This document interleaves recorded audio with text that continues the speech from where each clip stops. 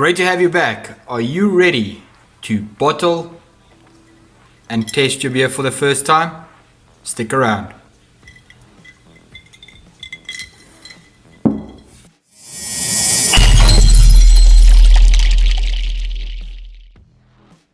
Hello and welcome back. So as I said, we are going to be bottling and priming our cider that we have made. So I'm going to be using normal table sugar for this to do the priming. But as always, remember everything needs to be sanitized and clean. And make sure that nothing is exposed to the elements for too long. Meaning make sure everything is prepped and ready to go.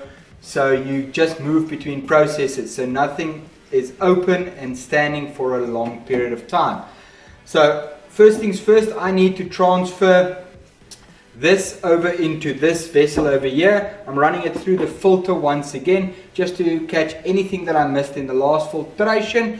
While doing that, I'm also going to be mixing up just normal boiled water that has cooled down with the sugar to pre-dissolve the sugar, and then I'm going to add it into this vessel.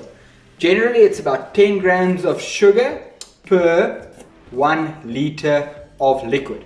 We have about 16 liters of liquid here to carbonate, so I went with about 140 grams of sugar to account for the little bit I'm going to leave at the bottom of the vessel here.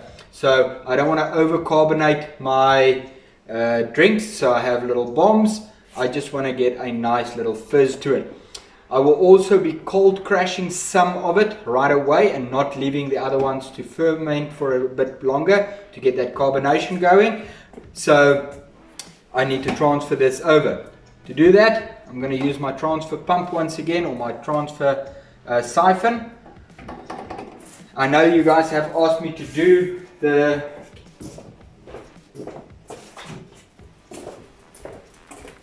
So I know you guys have asked for me to do the video on the pump and the system. I have bought the stuff to do the video, and I will show you guys or I'll upload the video soon regarding how this thing works and how I built it. So once again, I'm going to slide my tube into my liquid, making sure that I don't scrape the bottom. So I don't want to suck up any of that yeast and stuff that has now settled to the bottom. I'm also 100% sure that my fermentation has stopped. Do not carbonate or add additional sugar when bottling to your cider. This will create little bombs. Make sure your carbonation is completely run through, or your yeast has done its work. So to prevent overcarbonation and your bottles popping. So I will be taking my transfer tube, putting it into this side of the vessel. I will be attaching my pump, and I'll be turning it on.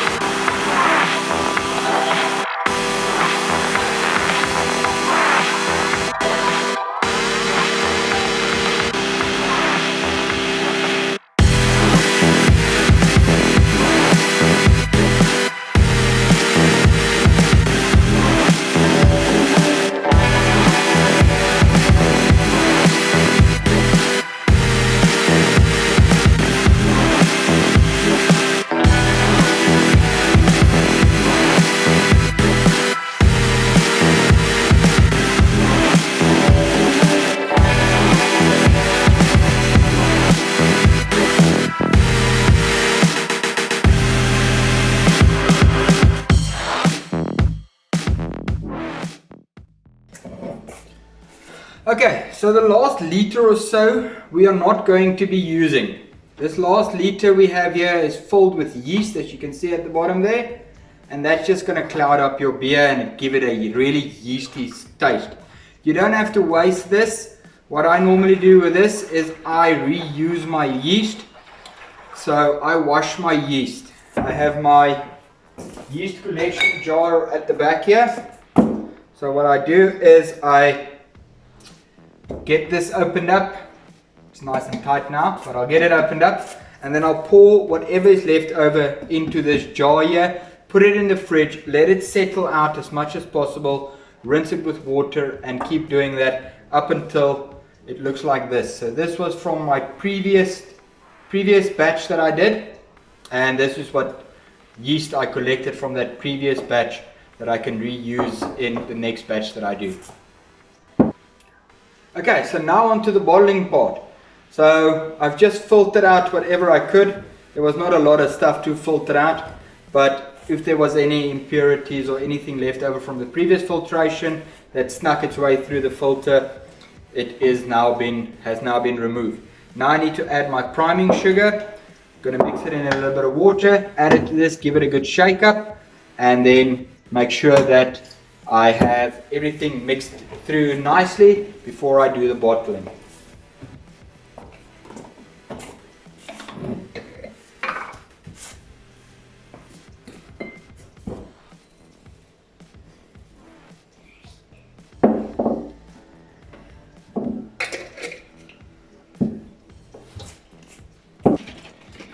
Okay, so now what we do is we shake up the sugar, get it as dissolved as possible.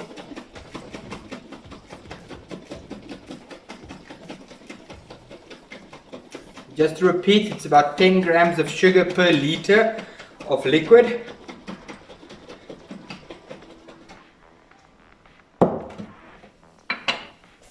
Now we're going to add it.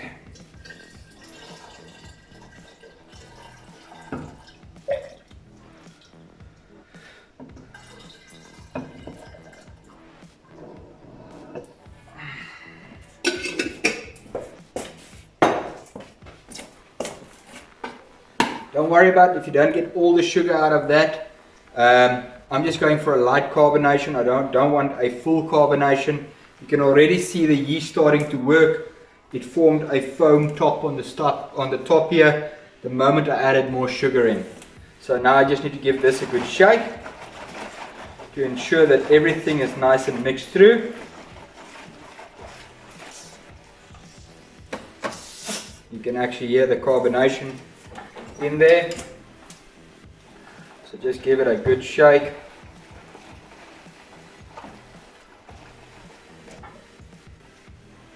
Okay, there we go. That should all now be nice and mixed up on the inside there. All the sugar water should now be dissolved into this jar here. Just to make double sure, check the bottom. Make sure there's no sugar granules at the bottom there, that you don't want to suck more sugar into one of your jars that you're going to be filling. So now it's time to start filling up the jars and the bottles. Okay, so all of these have been pre-washed and sanitized and rinsed out, and I left a a dishcloth over all the open lids and everything to ensure that no buggies can get in, even the caps and everything. I reuse my beer bottles. Taking off the label is too much effort, so I just leave it on there. It goes off by itself, and I reuse the caps about 2-3 times before I buy new caps. So I'm just going to fill these up. These 3 jars here are going to be the ones that I'm going to cold crush immediately. They go into the fridge right after this fermentation. I don't want to leave these to get pressurized and they create little bombs. These ones were a little bit more stable than your standard mason jar. So I will be filling these ones up, putting the lids on. Same with these ones, filling them up, putting the lids on. These will stay outside for another 2 days at room temperature to carbonate. These ones will go into the fridge directly afterwards. So let's get started.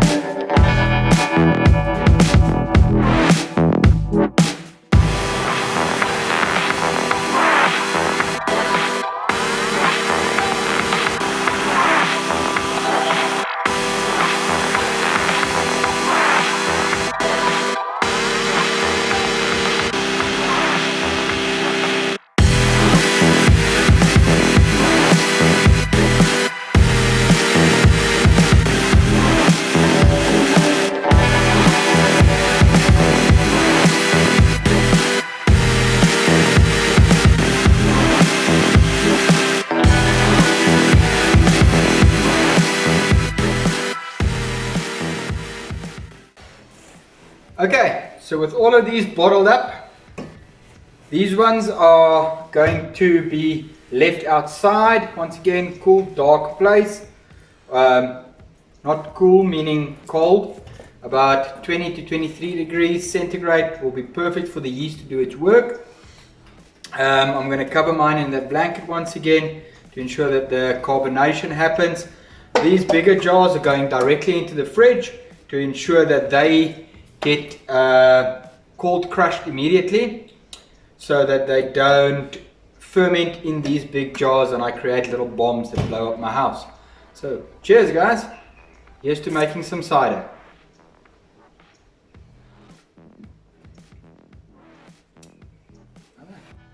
First things first, I need to transfer from this vessel to this vessel over here.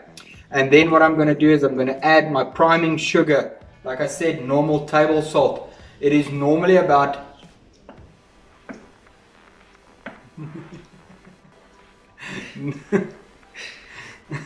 okay, kom ons begin.